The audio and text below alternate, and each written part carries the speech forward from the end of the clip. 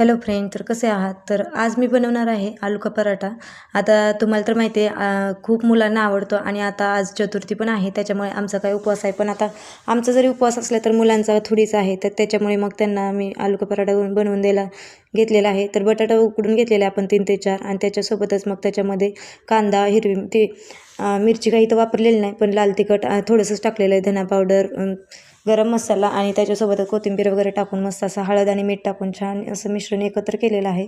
त्याच्यानंतर आता इथे आपण पीठ वगैरे तिंबलेलं होतं, घट्ट जरा तिंबायचं, त्याच्यामुळे आपला पराठा पण जास्त असं फुटत नाही आणि हलक्या हलक्या हाताने मिश्रण एकदम छान असं भरून घ्यायचं हुंडा आपला आणि हलक्या हाताने लाटून घ्यायचं मस्त असं, जेणेकरून आपलं ज्या बटाटा भरलेला असतो ना, तर तो बाहेर निघू नये. मग तर मस्त असा आपला पराठा पण बनलेला आहे.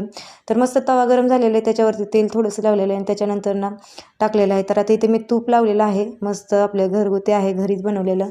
तर छान लागतो पण पराठा, पण मुलांना वास आवडत नाही, त्याच्यामुळे का नाही त्यांच्या नकळतच मी लावते.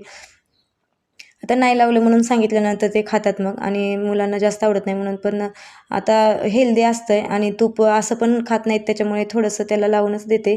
तर आवडलाही त्यांना. आता तुमच्या मुलांना आवडतं का तूप? मला नक्की कमेंटमध्ये सांगू शकता. आणि आज आता चतुर्थी पण आहे, तर पहिल्यांदा तर तुम्हा सगळ्यांना चतुर्थीच्या खूप खूप शुभेच्छा. तर तुमचा पण उपवास आहे का? नक्की मला कमेंटमध्ये सांगू शकता आणि मस्त असं दह्यासोबत आणि शेंगदाणा चटणीसोबत एन्जॉय करू शकता.